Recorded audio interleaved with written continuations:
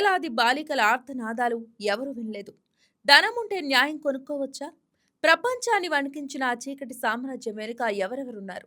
అమాయక జీవితాలతో ఆటలాడిన ఆ కామ దయ్యం ఇలా ఎన్నాళ్ళు తప్పించుకున్నాడు?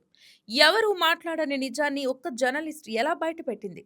జెఫ్రీ ఎప్స్టీన్ అనే పేరుకు వెనుక దాగిన వికృత ప్రపంచం, బాధితుల కన్నీళ్లు, న్యాయం కోసం పోరాడి ధీర వనిత. ఎప్స్టీన్ చీకటి ప్రపంచ రహస్యాలు ఛేదించిన జూలీ కే బ్రౌన్ గురించి ఇప్పుడు చూద్దాం. ప్రపంచాన్ని కుదిపేసిన ఆ చీకటి పేరు జెఫ్రీ ఎప్స్టీన్. బయటకు అపార సంపద, రాజకీయ పరిచయాలు, విలాసవంతమైన జీవితం. లోపల మాత్రం అమాయక బాలికల కన్నీళ్లు, ఆక్రందనలు, భయంతో వణికిన శరీరాలు, కొనుగోలు చేసిన దుర్మార్గం, పేదరికం, కుటుంబ నిరాదరణ, చదువు కోసం డబ్బుల అవసరం, మోడలింగ్ కలలు, ఇవన్నీ అతని వలలో వేసే గాలాలు.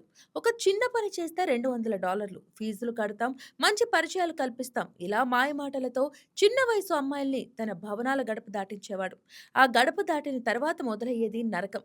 మసాజ్ పేరుతో గదిలోకి పిలిచి లైంగిక దాడి, అంగీకరించకపోతే బెదిరింపులు, అంగీకరించిన అవమానం. అక్కడితో ఆగలేదు. రహస్య కెమెరాలతో చిత్రీకరణ, ఆ వీడియోలతో బ్లాక్ మెయిల్, ఇంకా అమ్మాయిని తీసుకొస్తే డబ్బులు ఇస్తామంటూ బాధితులనే వలగా మార్చిన దారుణం.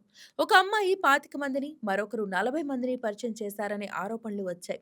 ఇది వ్యక్తిగత వికృతం కాదు, సిస్టమ్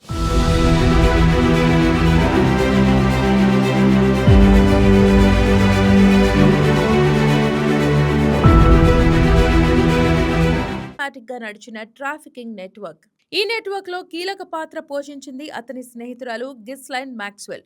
అతను గొప్ప దాత, మంచి మనిషి, నీ భవిష్యత్తు బాగుంటుంది అంటూ అమ్మాయిల్ని నమ్మబలికి తీసుకెళ్లేది. చిన్నపాటి మసాజ్ పని అని చెప్పి డబ్బు చూపించి ఒక్కసారి లోపలికి తీసుకెళ్లిన తర్వాత బయటపడే దారి మూసివేసేది. డ్రగ్స్ కు బానిసైన బాలికల్ని మరింతగా వాడుకున్నారు, భయపెట్టారు, అవమానించారు. న్యాయ విచారణలో కూడా బాధితుల్ని ప్రశ్నలతో హింసించారు. వాళ్ళు వేశ్యలే అంటూ చిత్రీకరించే ప్రయత్నం చేశారు. న్యాయం కోరిన వాళ్ళనే నిందించే ప్రయత్నం. అదే ఈ కేసులో మరో బాధాకర సత్యం. 2005లో మొదటిసారి ఫ్లోరిడాలో కేసు నమోదైంది. 14 ఏళ్ల బాలికపై లైంగిక దాడి ఆరోపణలు వెలుగులోకి వచ్చాయి. కానీ 2008లో అతనికి పడిన శిక్ష మాత్రం ఆశ్చర్యపరిచింది. నాన్ ప్రాసిక్యూషన్ ఒప్పందంతో తేలికపాటి జైలు శిక్ష పడాల్సింది కనీసం 20 ఏళ్లు. కానీ కేవలం 13 నెలలు జైలులో కూడా ప్రత్యేక సౌకర్యాలు. ఇది న్యాయ వ్యవస్థకే ప్రశ్నగా మారింది. ఈ ఒప్పందానికి మధ్యవర్తిత్వం వహించింది అప్పటి ఫెడరల్ ప్రాసిక్యూటర్, ఆ తర్వాత అమెరికా కార్మిక కార్యదర్శి అయిన అలెగ్జాండర్ అకోస్టా. ఇక బాధితుల హక్కులను పక్కన పెట్టి కుదిరిన ఈ డీల్ చాలా సంవత్సరాలు ఎవరి దృష్టికి పెద్దగా రాలేదు.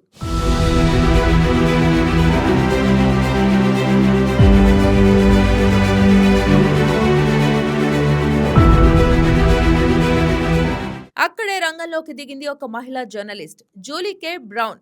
చిన్ననాటి నుంచి కష్టాలను ఎదుర్కొన్న ఆమె ఒంటరి తల్లి పెంపకంలో పెరిగింది. స్కూల్లో అవమానాలు, ఆర్థిక ఇబ్బందులు, అయినా చదువు ఆపలేదు. కాలేజీ ఫీజుల కోసం కొరియర్గా, ఫ్యాక్టరీ వర్కర్గా పనిచేసింది. జర్నలిజంపై ఆసక్తితో ముందుకు సాగింది.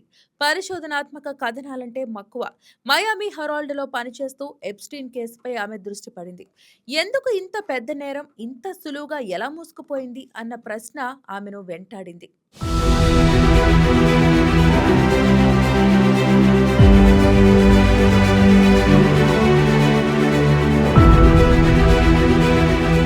2017లో కోర్టు డాక్యుమెంట్లను క్షుణ్ణంగా పరిశీలించింది. బాధితుల పేర్లకు బదులుగా జెండో అని రాసిన ఫైళ్లలో దాగిన జీవితాలను వెతికింది. దాదాపు 80 మంది బాధితుల్ని గుర్తించి వారిని కలుసుకోవటానికి ఎన్నో రాష్ట్రాలు తిరిగింది. చాలా మంది భయంతో మాట్లాడలేదు, కొందరు గతాన్ని గుర్తు చేసుకోవాలి అని అనుకోలేదు. కానీ 8 మంది ధైర్యంగా ముందుకొచ్చారు. వాళ్ల వాంగ్మూలాలు గుండెను పగలగొట్టేలా ఉన్నాయి. మమ్మల్ని కాపాడాల్సిన పెద్దలు మమ్మల్ని అమ్మేశారు అన్న బాధ. ఆ అమ్మాయిలు చెప్పిన ప్రతి మాట సమాజానికి ఒక చెంపదెబ్బ.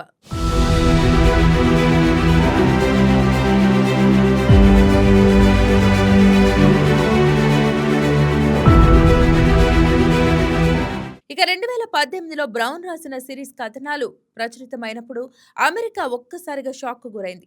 2008లో కుదిరిన ప్లే డీల్ బాధితుల హక్కులను ఉల్లంఘించిందని ఆమె బహిర్గతం చేసింది. అదే సమయంలో మీటూ ఉద్యమం ఊపందుకోవడంతో ఈ కేసు మళ్లీ జాతీయ చర్చగా మారింది. ప్రజా ఒత్తిడి పెరిగింది. చివరకు 2019 జూలైలో ఎప్స్టీన్ ను మళ్లీ అరెస్ట్ చేశారు. అకోస్టా రాజీనామా చేయాల్సి వచ్చింది. కానీ విచారణ పూర్తి కాకముందే 2019 ఆగస్టు 10న జైలు గదిలో అనుమానాస్పద పరిస్థితి పరిస్థితిలో ఎప్స్టీన్ మృతి చెందాడు. అధికారికంగా ఆత్మహత్యగా ప్రకటించిన అనుమానాలు మాత్రం మిగిలిపోయాయి. అతని వెనుక ఉన్న పెద్ద పేర్లు ఎవరు, నెట్వర్క్ ఎంత పెద్దది అన్న ప్రశ్నలు ఇంకా తేలలేదు.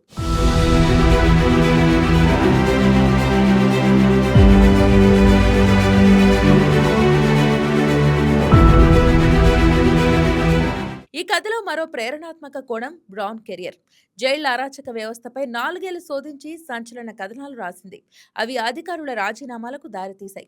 30 ఏళ్ల కెరియర్లో ఆమె 2 సార్లు జార్జ్ పోల్క్ అవార్డు అందుకుంది. పులిట్జర్ ప్రైజ్ గెలుచుకున్న మయామి హెరాల్డ్ టీంలో ఆమె ఒకరు. 2020లో టైమ్ మ్యాగజైన్ ప్రభావశీలుల జాబితాలో చోటు దక్కింది. అయినా ఆమె మాట మాత్రం ఒకటే: నిజమైన హీరోలు బాధితులే. భయాన్ని పక్కన పెట్టి తమ కథలను చెప్పిన వాళ్లే ప్రపంచాన్ని కదిలించారు.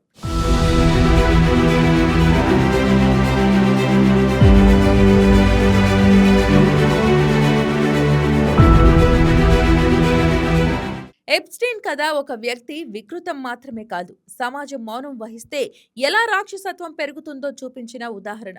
డబ్బు, ప్రభావం, రాజకీయ సంబంధాలు ఇవన్నీ కలిస్తే న్యాయం ఎంత బలహీనపడుతుందో తెలిపిన ఘోరగాథ.